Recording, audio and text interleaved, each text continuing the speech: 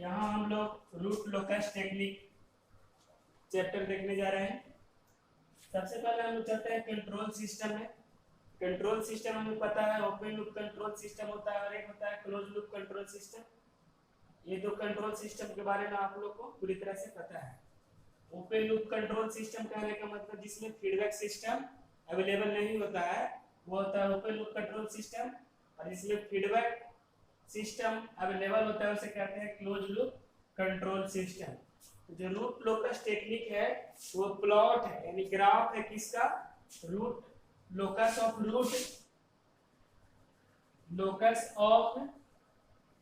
Root, इसी को कहते हैं close loop poles.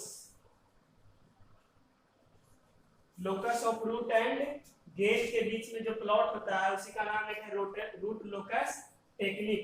Locus of root कहने का मीन्स क्लोज लूप पोल्स, यानी जो क्लोज लूप कंट्रोल सिस्टम है उसमें जो पोल्स निकलेगा, उसका जो पोल्स निकलेगा उसके और इसका जो गेन होगा कंट्रोल सिस्टम का फीडबैक गेन, उसके बीच में एक प्लॉट है उसी का नाम है रूट लोकस टेक्निक। जैसे ट्रांसफर फंक्शन बनाना क्या होता है CS by RS, CS by RS करेंगे यहाँ से क्या होगा GS बट्टा 1 प्लस GS HS।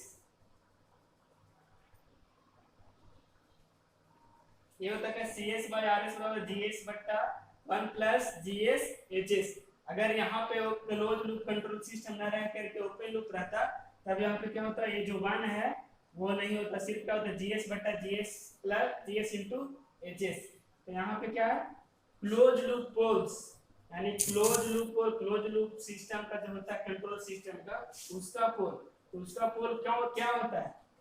सबसे पहले इसका कैरेक्टरिस्टिक इक्वेशन निकालते हैं, GS और यहाँ पे HS, इसको करते हैं जीरो के इक्वल, और इससे जो by the factorial method S का जो वैल्यू फाइंड होता है वही क्या होता है इसका पोल होता है। क्लोज लूप कंट्रोल सिस्टम का पोल्स है, इसलिए हम इसे क्या कह रहे हैं क्लोज लूप पोल्स। यहाँ पे ये क्या root locus technique, root locus technique एक प्लॉट है, एक ग्राफ है किसके बीच में, locus of root and gain के बीच में, जो क्या करता है कंट्रोल सिस्टम के एब्सोल्यूट स्टेबिलिटी या सम एक्सटेंट यानी कुछ हद तक रिलेटिव स्टेबिलिटी को भी ये डिस्क्राइब करता है रूट लोकस टेक्निक। इसका ड्रा करने का दो मेथड है, एक है एंगल मेथड और दूसरा मैग्नीट्यूड मेथड। तो मैग्नीट्यूड क्या हुआ इतना 1 plus GS HS equal to करेंगे 0, यहाँ से GS HS बराबर करेंगे 1 को इधर प्लस में है बराबर को उधर जाएगा तो क्या हो जाएगा -1 क्योंकि क्या रहता है S यानी ये क्या रहता है ये कैरेक्टरिस्टिक इक्वेशन कॉम्प्लेक्स फॉर्म में रहता है, इस कारण से यहाँ पे क्या देते हैं J0। जब यहाँ पे क्या लगाएंगे GS HS लगाएंगे मोड लगा देंगे तब क्या हो जाएगा इसका वैल्यू +1 हो जाएगा। इसका जो वैल्यू आएगा यहाँ से S और गेन के बीच में जब ड्रा करेंगे तब उसको कहेंगे मैग्नीट्यूड मेथड।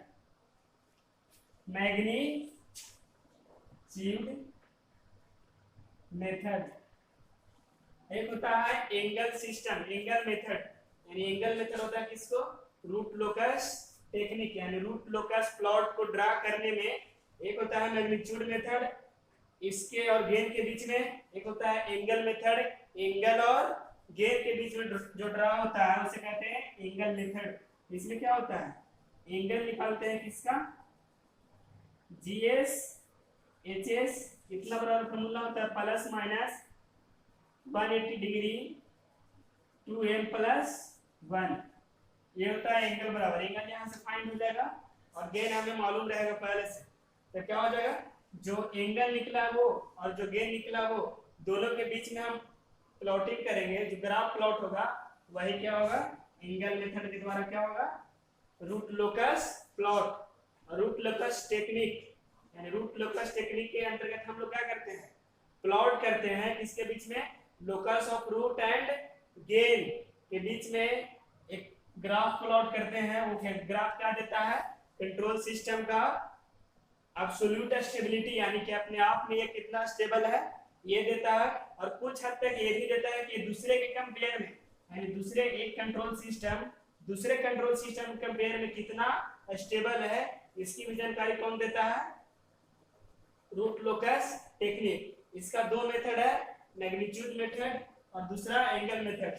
मैग्नीट्यूड कैसे फाइंड करते हैं, इस प्रकार से फाइंड करते हैं, कैरेक्टरिस्टिक इक्वेशन इसी को कहते हैं, जब इसके डिनोमिनेटर को जीरो के इक्विवेलेंट करते हैं तो जो इक्वेशन फाइंड होता है उसे कहते हैं कैरेक्टरिस्टिक इक्वेशन। तो इस अनुसार से यहाँ पे करेंगे तो क्या होगा, मैग्नीट्यूड जितना आएगा और गेन का वैल्यू दिया रहेगा। जब दोनों के बीच में ग्राफ ड्रा करेंगे तो वो किसके मेथड से, मैग्नीट्यूड मेथड। और दूसरा होता है एंगल मेथड। तो एंगल किससे फाइंड करेंगे, 180 2m + 1, जहां पे m का वैल्यू क्या होता है 0 1 2 3 etc, जितना हम लेना चाहे उतना हम ले सकते हैं। इस प्रकार से दो मेथड से हम क्या ड्रा करते हैं, रूट लोकस प्लॉट। और ये ड्रा करने का टेक्निक क्या कहलाता है, रूट लोकस टेक्निक। हो गया।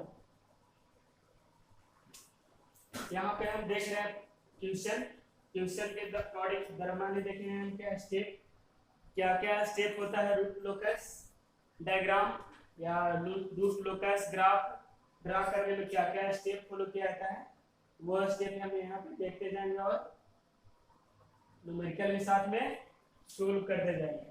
तो एक ट्यूशन दिया हुआ है, ओपन लूप सिस्टम दिया हुआ है, इसका यूज करके हमें क्या करना है, रूट लोकस ड्रा करना है। इसका यूज करके मैंने क्या, रूट लोकस में क्या होता है कि क्लोज लूप पोल्स और गेन के बीच में ड्रा होता है। तो गेन तो यहाँ k है और इसके बटा में कितना s into s + 2 into s + 3, और k जो वैरी कर रहा है कितना से 0 से लेकर के इंफिनिटी तक, यानी k का जो वैल्यू होता है 0 से लेकर के इंफिनिटी के बीच में होता है। और k क्या है, यहाँ पे गेन है। तो गेन का वैल्यू दिया हुआ है, लेकिन हमको मालूम करना है यहाँ पे close loop poles. Close loop poles पर फाइंड करने के लिए क्या चाहिए हमको, क्लोज लूप सिस्टम चाहिए। तो क्लोज लूप सिस्टम का यहाँ पे क्या होता है, CS/RS बराबर GS बटा 1 + GS HS, ये होता है हमारा। तो क्लोज लूप पोल्स फाइंड करने के लिए क्या करते हैं, इसके डिनोमिनेटर को ट्रांसफर फंक्शन के डिनोमिनेटर के वैल्यू को 0 के इक्वल करते हैं। कितना, 0 के इक्वल करते हैं। इसको 0 के इक्वल करेंगे तो क्या होगा, GS HS बराबर 0। देखिए यहाँ पे GS HS का वैल्यू दिया हुआ है k बट्टा s into s + 2 into s + 3। तो GS HS की जगह पे हम ये रख सकते हैं वैल्यू, ये रखिएगा तब क्या आ जाएगा हमारा k बट्टा s into s + 2 into s + 3 और इक्वल में 0। अब यहाँ से सोल्व करेंगे तो क्या होगा, इससे ये गुना और ये प्लस में k, यानी s into s + 2 into s + 3 बराबर 0। अब इतना नीचे कितना हो जाएगा, s into s + 2 into s + 3, इतना हमारा इक्वेशन आ गया। ये किसका है, डिनोमिनेटर का ही है, कैरेक्टरिस्टिक इक्वेशन का ही ये सॉल्यूशन किए हैं तब इतना आया। तो देखिए यहाँ पे इक्वल में 0 है, अगर ये जो डिनोमिनेटर इसका है ये अगर यहाँ 0 के साथ मल्टीप्लिकेशन होगा तो कितना, ये 0, तो बस क्या आ जाएगा हमारा सिर्फ s into s + 2 into s + 3 equal to 0। अब यहाँ से हम फाइंड करेंगे, ये यहाँ पे छूट गया है, इतना से 1 में गुना होगा तो इतना, और प्लस में के इक्वल टू 0, फिर ये गुना होगा 0 के साथ, तब 0 बच जाएगा हमारा क्या, s into s plus 2 s plus 3 plus के इक्वल टू 0। अब यहाँ से मल्टीप्लीकेशन होगा तो कितना हो जाएगा, एस स्क्वायर प्लस 2s, फिर और मल्टीपल होगा s प्लस 3 में प्लस के बराबर 0। अब यहाँ से भी मल्टीप्लीकेशन करेंगे तो कितना हो जाएगा, s इंटू कितना s क्यूब, फिर 3 से 3s स्क्वायर, फिर यहाँ से 3 से 2 30 6x, और फिर इससे इसमें तो कितना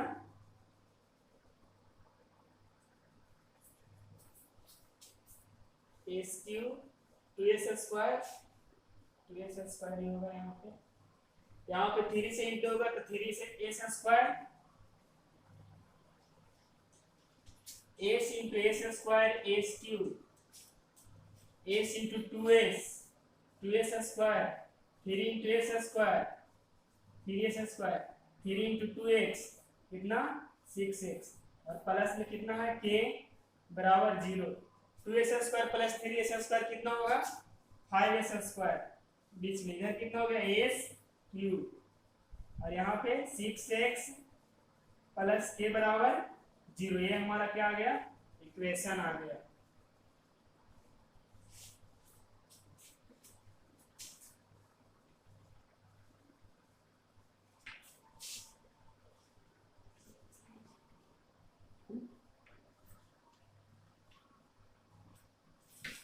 हमारा इक्वेशन कितना आया है, s cube plus 5s square plus 6x plus k बराबर 0। यहां से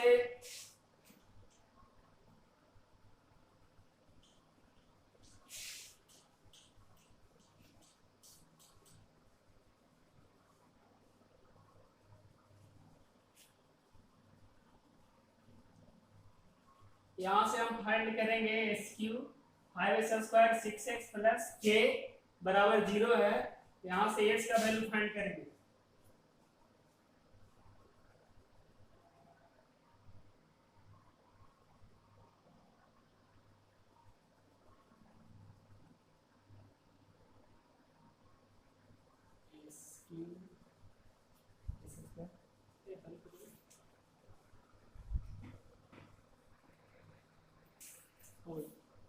यहाँ हमारा इक्वेशन आ गया, इसको सोल्व करने से यानी क्लोज लूप सिस्टम में इसको कन्वर्ट कर दिए। अब यहाँ से हम फाइंड कर लेते हैं हमारा इक्वेशन क्या है, k s into s plus 2 s plus 3। अब यहाँ पे हम देखेंगे क्या, ऊपर में कोई s का टर्म नहीं है, s का टर्म नहीं है तो इसका कोई जीरो आएगा। पहला जो स्टेप है क्या कहता है, find all poles and zeros. तो जीरो क्या होता है, न्यूमरेटर को इक्वल 0 करते हैं, और जो s का वैल्यू आता है बाय द फैक्टोरियल मेथड उसे कहते हैं जीरो। तो यहाँ पे s का वैल्यू ही नहीं है तो इसका जीरो फाइंड नहीं होगा। लेकिन यहाँ पे क्या है, डिनोमिनेटर में है क्या, s into s plus 2s plus 3, तब इसका क्या होगा, इसका इक्वल 0 करेंगे। बाय द फैक्टोरियल मेथड जो s का वैल्यू फाइंड होता है वही क्या होता है, इसका पोल्स होता है। पोल्स फाइंड करेंगे बाय द फैक्टोरियल मेथड। ये तो फैक्टर में पहले से ही है, फैक्टर में चेंज क्यों करेंगे, पहले से ही दिया हुआ है। s बराबर कितना हो जाएगा 0, इससे करेंगे तब कितना s बराबर -2, इससे करेंगे तो s बराबर -3। अब क्या है, यहाँ पे देखना है कि p अगर ग्रेटर देन z रहेगा, यानी कि p नंबर ऑफ पोल्स ज्यादा रहेगा नंबर ऑफ जीरो से, तब क्या होगा, ब्रांच पे यहाँ जो रूट लोकस पे ब्रांच बनेगा उसका संख्या क्या होगा, पोल के बराबर होगा। अगर जीरोज का वैल्यू ज्यादा होगा तो ब्रांच का वैल्यू जीरोज के बराबर होगा। अगर z और p दोनों बराबर रहेगा तब ब्रांच का वैल्यू या तो z या तो p के बराबर होगा। और स्टार्ट कहाँ से करता है, ब्रांच स्टार्ट होता है पोल से, एंड करता है जीरो पर। जैसे मान लीजिए यहाँ पे पी कितना है 5 है और जीरोज 3 है, तो स्टार्ट हुआ कहाँ से ब्रांच 5 है और यहाँ पे 3 है, तो 3 है, तीन ब्रांच ही टर्मिनेट करेगा जीरोज पे, यानी जीरोज 3 है तो 3 ब्रांच जो चलेंगे वो पोल से होकर के वो कहाँ टर्मिनेट करेंगे जीरोज पे। लेकिन और जो 2 पोल बचेंगे वो कहाँ से पोल से चल करके इंफिनिटी पे खत्म हो गए। जीरो 3 ही था, अगर जीरो ही 5 रहा था तो पांचों का पांचों पोल से स्टार्ट होकर के पांचों ब्रांच जीरो पे ही एंड करता।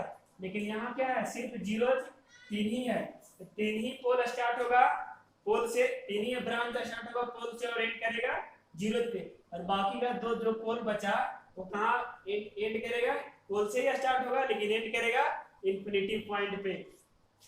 ये फाइंड करेंगे draw S plane poles and zero. S plane draw हो गया। एस प्लेन क्या होता है वैसा प्लेन जिसमें हम ट्रांसफर फंक्शन से रिलेटिव ग्राफ ड्रा करते हैं। ट्रांसफर फंक्शन से रिलेटिव ग्राफ ड्रा करेंगे उसे कहते हैं एस प्लेन। और एस प्लेन का ये हो गया right half of S plane और इधर हो गया left half of S plane. जितना ये रूट लोकस बनेगा, रूट लोकस अगर लेफ्ट के साइड पे बन रहा है तब हम कहेंगे सिस्टम स्टेबल है, और जितना लेफ्ट में ज्यादा रहेगा उतना सिस्टम ज्यादा स्टेबल होगा, और जितना इसके नजदीक होगा कम स्टेबल होगा। और इधर क्या होगा अगर वो right half of S plane में बनता है तब क्या होगा वो अनस्टेबल होगा। इस तरह से हम यहाँ पे ड्रा करते हैं। जीरो है -2 है -3 है, यहाँ पे जीरो, यहाँ पे -2, यहाँ पे -3। इस तरह से ड्रा हो गया। इसके बाद हमको ड्रा करना है break away point. Break away point find करने के लिए क्या करते हैं dgs by gs, यानी जो टर्म है उसको करते हैं एस के साथ डिफरेंशिएशन करते हैं। हमारा जीरो फाइंड हो गया है।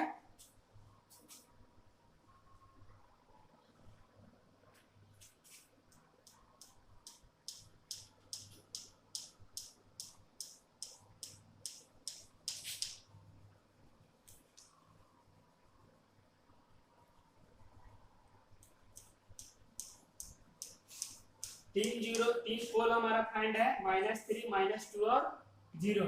3 पोल, 0 इससे एक भी नहीं है क्योंकि क्या था यहाँ पे न्यूमरेटर के साथ एस फैक्टर है था ही नहीं, इस कारण से जीरोज का value none of this, none यानी कुछ नहीं है, एक भी नहीं।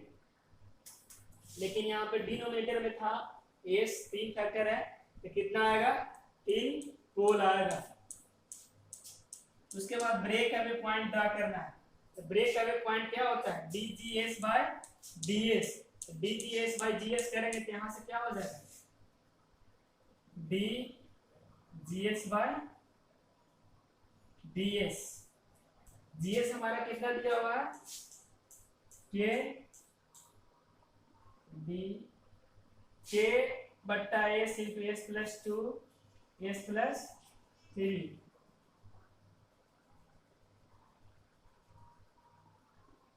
और ds। ये क्या है u बट्टा v का डिफरेंशिएशन है। u बट्टा v का डिफरेंशिएशन क्या होता है v du by dt minus u dv by dt by v square. यहाँ पे ब्रेक अवे पॉइंट फाइंड करना है तो इसका डिफरेंशिएशन करके वैल्यू को हम क्या करेंगे 0 के इक्वल करेंगे, तब क्या कौन सा पॉइंट फाइंड होगा ब्रेक अवे पॉइंट। यहां से कीजिए क्या हो जाएगा, यहां से इसको मल्टीप्लिकेशन करने से कितना आया हमारा value v du by dt minus u dv by dt बट्टा v स्क्वायर। ये करेंगे तो हमारा क्या आ जाएगा v यहाँ पे क्या है s into S plus 2 into S plus 3 du by dt, यानी कहने का मतलब k का, तो k में तो s टर्म है ही नहीं, तो k का डिफरेंशिएशन k ही रहेगा। उसके बाद माइनस u, इसका डिफरेंशिएशन करेंगे तो डिफरेंशिएशन करने से क्या होगा इसको अगर हम मल्टीप्लिकेशन करेंगे तो हमारा इतना टर्म आएगा, ये 3 टर्म, ये 3 टर्म आएगा। एस क्यू का क्या होता है, S Q plus 5s square plus 6x, इसका डिफरेंशिएशन करेंगे तो क्या हो जाएगा यहाँ पे 3s स्क्वायर, क्या होता है n इंटू, और ये पावर क्या होता है n माइनस 1 हो जाता है। एस का पावर कितना है 3 है, तो 3 यहाँ पे आएगा, और पावर कितना n माइनस 1, 3 माइनस 1 कितना हो जाएगा 2। उसके बाद कितना है 5s स्क्वायर, तो 2 कहाँ आएगा मल्टीपल में आएगा, तो n 5 पहले से और 2 आएगा मल्टीपल में, तो कितना हो जाएगा 10। और s स्क्वायर, s का पावर 2 है माइनस 1 होगा तो कितना हो जाएगा 10s। और यहाँ पे क्या होगा पावर में 1 है, पावर में 1 है तो कितना यहाँ पे 1 मल्टीपल में आएगा 6 के साथ, तो 6, और s का क्या होगा पावर घट जाएगा, यानी कि 1 से 0 हो जाएगा। तो ये किसी भी नंबर का पावर 0 वैल्यू कितना होता है 1 होता है। और इस तरह से हमारा नीचे क्या हो गया v का स्क्वायर, तो v क्या है हमारा s into S plus 2 into S plus 3 का होल स्क्वायर। अब हमें ब्रेक पॉइंट निकालना है, तो वैल्यू इक्वल के 0 के इक्वल। अब ये जो यहाँ पे है डिवाइड में है, अगर इक्वल उधर जाएगा तो किसमें होगा मल्टीप्लाई में, तो मल्टीप्लाई 0 के साथ किसी भी नंबर का मल्टीप्लिकेशन कितना 0।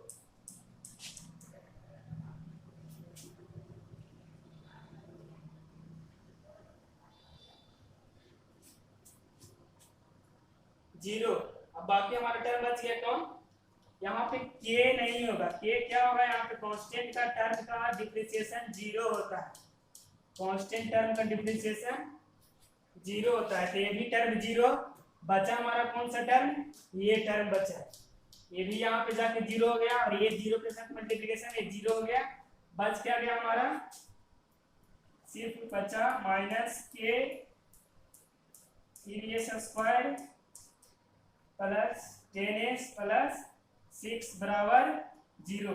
ये भी इधर के मल्टीपल में माइनस के 0 को रह जाएगा तो क्या हो जाएगा 0 हो जाएगा। हमारा क्या बचेगा 3s square plus 10s plus 6 बराबर 0। अब यहाँ से by the factorial method s का वैल्यू फाइंड करेंगे। s का वैल्यू कितना आएगा फाइंड करने से 3s square plus 10s plus 6 का बराबर 0 है। यहाँ से by the factorial method find करेंगे तो कितना आएगा वैल्यू s के बराबर, s एक और आएगा, यहाँ पे क्वाड्रेटिक इक्वेशन है, s का वैल्यू कितना आएगा 2 आएगा। पहला होगा 0.784 और दूसरा होगा 2.74, दोनों क्या होगा माइनस में। s का पहला वैल्यू माइनस 0.784 और s का दूसरा वैल्यू माइनस 2.74। s का पहला वैल्यू क्या आएगा माइनस 0.784 और s का दूसरा वैल्यू क्या आएगा माइनस 2.74। ये वैल्यू इनवैलिड होगा। अब इनवैलिड क्या होगा हम यहाँ पे देखेंगे जब इंटरसेक्शन पॉइंट फाइंड करेंगे तब। इंटरसेक्शन पॉइंट यहाँ पे ब्रेक अवे पॉइंट फाइंड करके, यानी कि ये क्या हो गया इनवैलिड और ये क्या हो गया वैलिड। 0.784 वो भी किसमें माइनस में, तो माइनस किधर होगा लेफ्ट हाफ ऑफ इस प्लेन में या राइट हाफ ऑफ इस प्लेन में, क्योंकि क्या होता है माइनस टर्म इधर होता है। रियल एक्सिस पे माइनस टर्म क्या होता है left half of S plane में होता है। इस कारण से ब्रेक अवे पॉइंट जो एस का वैल्यू आया कितना माइनस 0.784, यानी क्या होगा इसके कुछ माइनस वन के कुछ पहले होगा, यानी कि यहाँ पे होगा कितना ब्रेक अवे पॉइंट होगा यहाँ पे कितना माइनस 0.784, ये हो गया ब्रेक अवे पॉइंट। फिर उसके बाद फाइंड करते हैं पांचवें में क्या इंटरसेक्शन पॉइंट। इंटरसेक्शन पॉइंट बराबर फॉर्मूला क्या होता है sigma p minus sigma z बटा p माइनस z होता है। इतना करेंगे तो क्या होगा p यानी कि जितना पोल है उसका समेशन माइनस j यानी कि 0 जितना है उसका समेशन बटा p माइनस जेड, कितना पोल का समेशन क्या होगा -3 और -2 +1, तो -3 और -2 कितना -5 और +1 तो कितना हो जाएगा -5, और यहाँ पे 0 है ही नहीं है तो कितना होगा 0 होगा, और यहाँ कितना होगा -5, यानी p कितना है, कितना नंबर है 1 2 3, और ये क्या है 0, यहाँ पे क्या आएगा -5/3। अब इसको हम डिवाइड देंगे 3 से, क्या आएगा माइनस में आएगा 1.667, ये आ गया हमारा इंटरसेक्शन पॉइंट। इंटरसेक्शन पॉइंट कहाँ पे, रियल पे, जहां पे हमारा क्या होगा draw angle of asymptotes, angle of asymptote draw होता है किस पे, इंटरसेक्शन पॉइंट पे। इंटरसेक्शन पॉइंट हमारा कितना आ गया 1.667, कहने का मतलब 2 के नियर में हमारा क्या आ गया -1.667 हो गया, ए हो गया इंटरसेक्शन पॉइंट। उसके बाद हम एंगल ऑफ एसिम्पटोट्स फाइंड करते हैं। एंगल ऑफ एसिम्पटोट्स का फार्मूला क्या होता है 2m + 1 × 180 और p - z, इतना फार्मूला होता है एंगल ऑफ एसिम्पटोट फाइंड करने का, जहां पे m का वैल्यू क्या होता है 0 1 2 3, जितना हम ले सकते हैं उतना, कोई भी इंटीजर 0 से 1 2 3, तो इस तरह से फाइंड करते हैं। यहाँ पे देखिए फर्स्ट हम ड्रा करेंगे, फर्स्ट एंगल फाइंड करेंगे तो क्या होगा, एंगल को फाई से इंडिकेट करते हैं, m बराबर सबसे पहले 0 रखेंगे, तो 0 रखेंगे तो कितना हो जाएगा 2 × 0 0 + 1 और 180, ब्रेक अवे पॉइंट हमारा फाइंड हो गया है।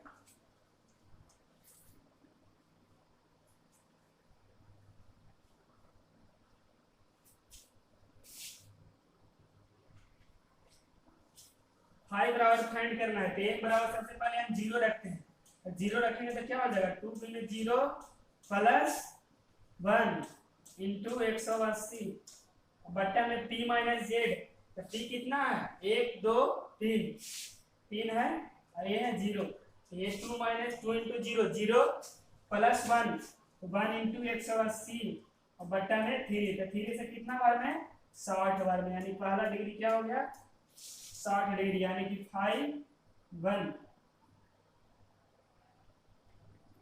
0 करते हैं, क्योंकि 0 रखने से आ रहा वैल्यू कितना 60। अब 5 1 यहाँ से फाइंड करेंगे तो 2 × m के जगह पे हम रख रहे हैं 1, 2 × 1 2 + 1 3 × 180, और यहाँ पे आएगा क्या 3 - 0 3, 3 से 3 खत्म, बचेगा क्या यहाँ पे 180। फिर यहाँ से 5 2 फाइंड करेंगे तो कितना होगा 2 रखेंगे m बराबर वैल्यू 2 × 2 4 और 4 + 1 5 5 × 180, तो 5 × 180 बट्टा कि कितना है 1 2 3, जे कितना है 0 है, 3 - 0 कितना 3, 3 से फाइंड होगा तो कितना 60 से 60 बचे 300 डिग्री आ गया, कितना आ गया 300 डिग्री। 3 एंगल फाइंड हो गया, दादा 3 एंगल, 4 करना चाहते हैं तो 4 ही फाइंड कर सकते हैं, 4 यहाँ पे रखेंगे, 5वां फाइंड करना चाहते हैं तो क्या होगा 5 यहाँ पे रखेंगे।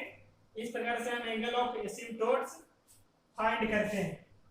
3 हमारा पे एंगल ऑफ एसिम्पटोट्स आया 60 डिग्री 180 डिग्री और 300 डिग्री।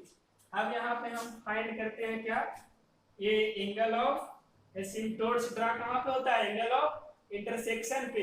एंगल ऑफ इंटरसेक्शन पे ड्रा करेंगे तो कहाँ से, यहाँ 60 डिग्री ड्रा होगा, कहाँ पे यहाँ पे होगा, किधर जाएगा लाइन इधर जाएगा, और दूसरा क्या है 180 डिग्री, 180 डिग्री यहाँ से ड्रा करेंगे तो क्या होगा यहाँ होगा सीधे, यानी कि इसी पे हमारा क्या करेगा रन करेगा दूसरा लाइन दूसरा ब्रांच, और क्या होगा फाई 2 बराबर 300 डिग्री, तो फाई 2 बराबर 300 डिग्री कहने का मतलब किधर होगा इधर होगा, जनरली 80 डिग्री छोड़ करके,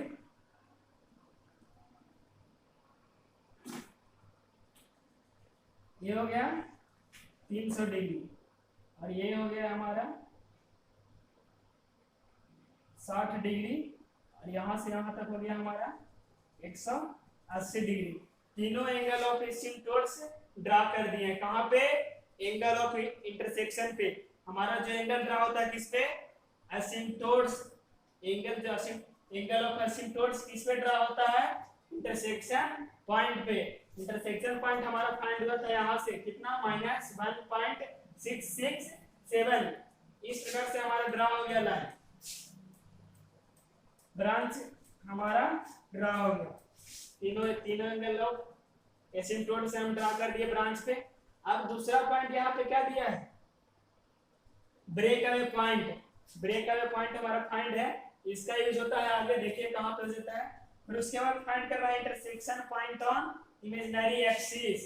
यानी इमेजिनरी एक्सिस पे इंटरसेक्शन पॉइंट कितना है वो फाइंड करना है, जो हमको मालूम नहीं है। हम ऐसे ही ड्रा कर दिए यहाँ पे, लेकिन ये पता नहीं है कि कहाँ पे क्या करेगा, ये कट करेगा किसको? इमेजिनरी लाइन को। इमेजिनरी लाइन को फाइंड करने के लिए हम क्या करते हैं?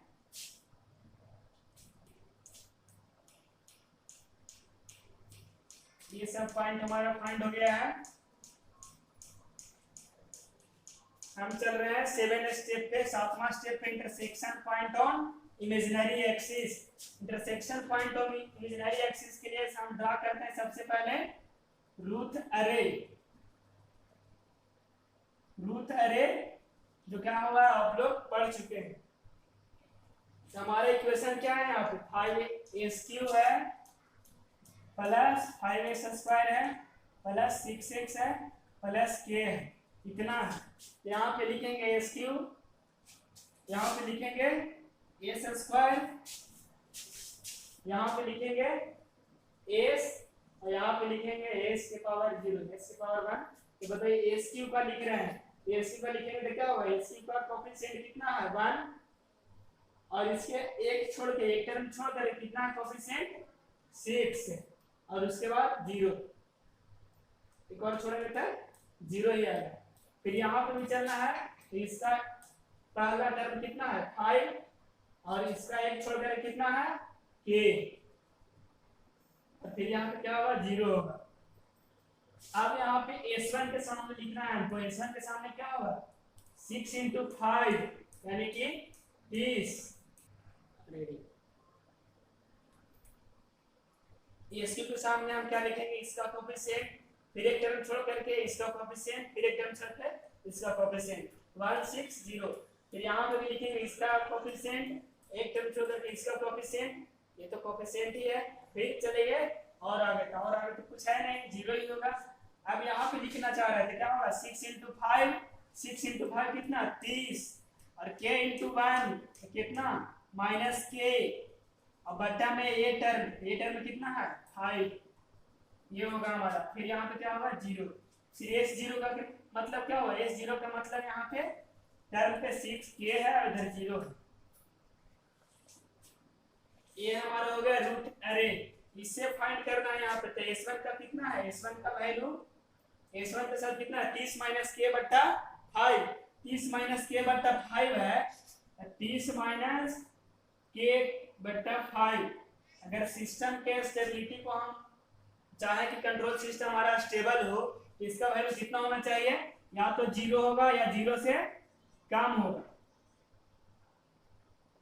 0 से ज्यादा होगा इसका वैल्यू। किसका वैल्यू? k का वैल्यू। 0 के इक्वल करते हैं तो कितना होगा? 30 - k/5 बराबर 0। 30 - k/5 बराबर 0। 5 लग जाएगा किसमें? मल्टीप्लाई में, तो 0 हो जाएगा। इतना बराबर 0। यहाँ से k बराबर कितना? 30, यानी k बराबर कितना फाइंड हो गया? 30 फाइंड हो गया। अब हम चलते हैं ऑक्सिलरी इक्वेशन में। तो ऑक्सिलरी इक्वेशन फाइंड करते हैं s² वाला टर्म से।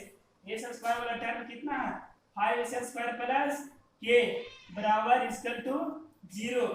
अब k बराबर वैल्यू कितना है यहाँ पे? k बराबर वैल्यू हमारा फाइंड हुआ है 30। 5s² प्लस 30 बराबर 0। k बराबर 30 है, 30 यहाँ पे रख दिए। अब यहाँ से 5s² करेंगे बराबर 30।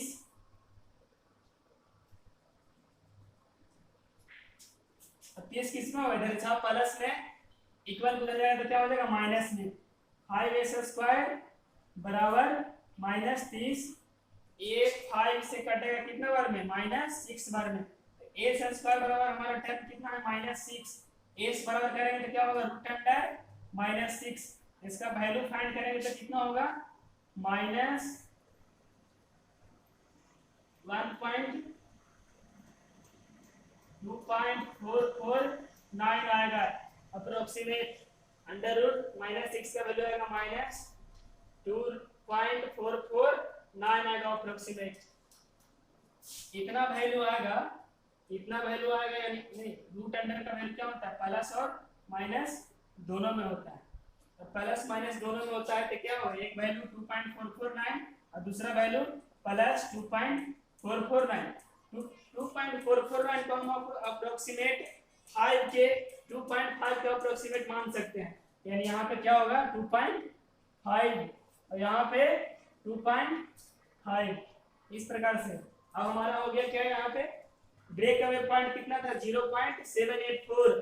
अब इसी से हम क्या ड्रा करेंगे, एसिम्पटोट्स ड्रा करें। एसिम्पटोट्स क्या होता है, एसिम्पटोट्स किसी कर्व का होता है जो क्या होता है, यहाँ पे 0 के पास क्या होता है, वाइडर डिस्टेंस होता है दोनों के बीच में, और क्या होता है इंफिनिटी के पास जाते जाते दोनों के बीच डिस्टेंस क्या होता है, कमते जाता है। यानी यहाँ से ड्रा करेंगे तो कितना होगा, यहाँ से ड्रा करेंगे तो इस प्रकार से क्या होगा, इस तरह से यहाँ पे मैच कर जाएगा। और यहाँ क्या होगा, इस प्रकार से हमारा क्या हो गया ड्रा, ये हो गया रूट लोकस। यानी किसी एक कर्व था, ब्रांच का कर्व का एसिम्पटोट्स को क्या कहते हैं, रूट लोकस। और रूट लोकस के एसिम्पटोट्स कहते हैं किसको, एसिम्पटोट हम कहते हैं किसी कर्व का वैसा कर्व जो क्या होता है, 0 के पास वाइडर डिस्टेंस में होता है, और जैसे जैसे इंफिनिटी की ओर बढ़ता है तो क्या होता है, उसके बीच डिस्टेंस कम जाता है। इसी को कहते हैं हम एसिम्पटोट्स। और एसिम्पटोट्स ही ड्रा होता है किसमें, रूट लोकस में। यानी रूट लोकस में ड्रा होता है क्या, एसिम्पटोट्स। यही फाइंड करते हैं हम क्या, रूट लोकस। इस प्रकार से हमारा ड्रा क्या हो गया, रूट लोकस डायग्राम। ये हमारा रूट लोकस डायग्राम हो गया।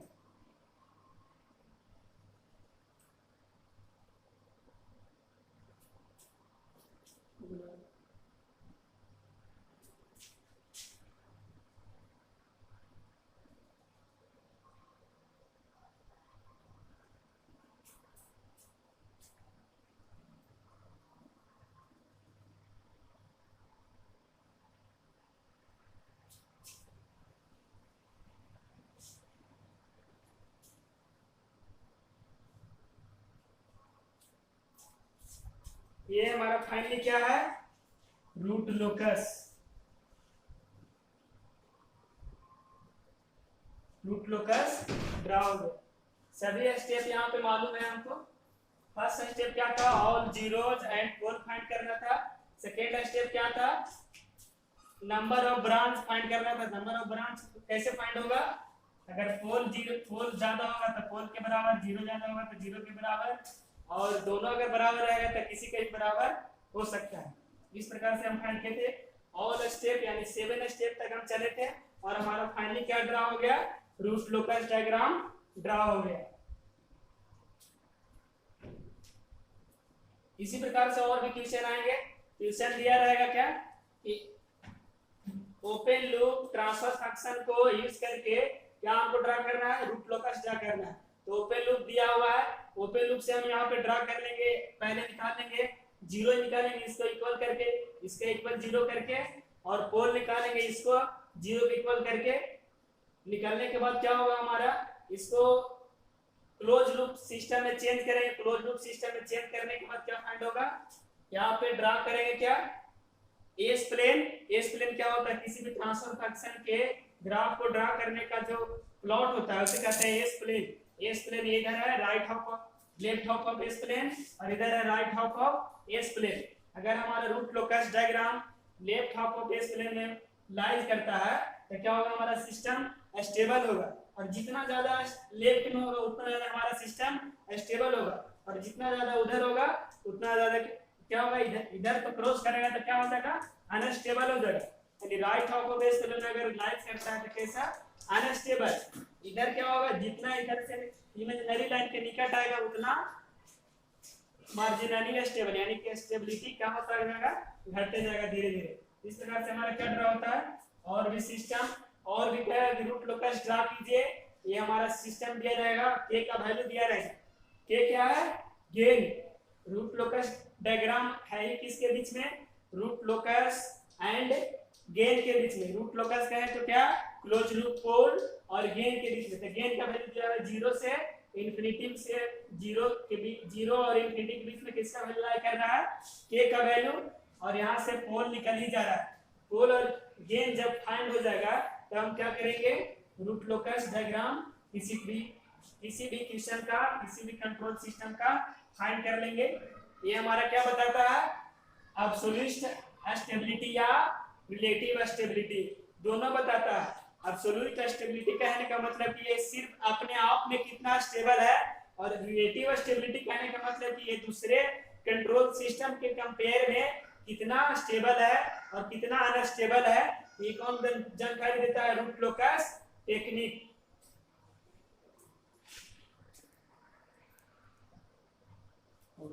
यहाँ पे दो टर्म ध्यान देने वाली बात है कि एडिशन ऑफ जीरो करेंगे तब क्या होगा, एडिशन ऑफ पोल करेंगे तब क्या होगा। एडिशन ऑफ जीरो करने से क्या होगा, एडिशन ऑफ जीरो करने से ये जो रूट लोकस अभी इधर हो रहा है, इमेजिनरी लाइन के निकट हो रहा है, अगर जीरोज ऐड कर देंगे, अभी तो जीरोज एक भी नहीं था, अगर जीरोज ऐड करेंगे तब क्या होगा, रूट लोकस इधर शिफ्ट करेगा, यानी कि left half of S plane की ओर शिफ्ट करेगा, तो क्या होगा, इसका स्टेबिलिटी इंक्रीज होगा ना।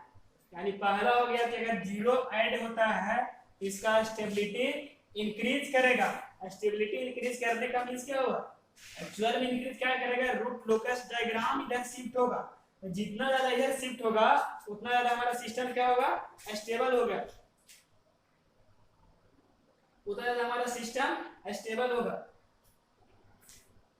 उतना ज्यादा सिस्टम हमारा स्टेबल होगा। अगर यहाँ पे पोल ऐड कर रहे हैं तो पोल ऐड करने से क्या होगा, यहाँ पे ये जो रूट लोकस अब इधर शिफ्ट कर रहा, अगर एक और पोल यहाँ पे ऐड कर देंगे तो क्या हो जाएगा, ये pole right half of base plane को शिफ्ट करने लगेगा। तो right half of base plane को शिफ्ट करने कहने का मतलब स्टेबिलिटी डिक्रीज होगा। तो दो बात ध्यान में रखना है, addition of zero, addition of poles. Addition of pole करने से क्या होगा, स्टेबिलिटी डिक्रीज होगा, क्योंकि एडिशन ऑफ पोल कहने का मतलब इधर शिफ्ट होगा, राइट ऑफ बेस प्लेन की ओर रूट लोकस शिफ्ट होगा। और यहाँ पे एडिशन ऑफ जीरोस करेंगे, ये जो रूट लोकस अभी इधर है वो इधर शिफ्ट करेगा, left half of S plane की ओर शिफ्ट करेगा। तो हम पहले ही बता चुके हैं कि अगर हमारा root locus left half of S plane में जितना ज्यादा रहेगा उतना ज्यादा हमारा सिस्टम स्टेबल रहेगा, और जितना ज्यादा इधर रहेगा right half of S plane की ओर उतना ज्यादा हमारा सिस्टम अनस्टेबल होगा। इस प्रकार से यहाँ दो टर्म, एडिशन ऑफ जीरोस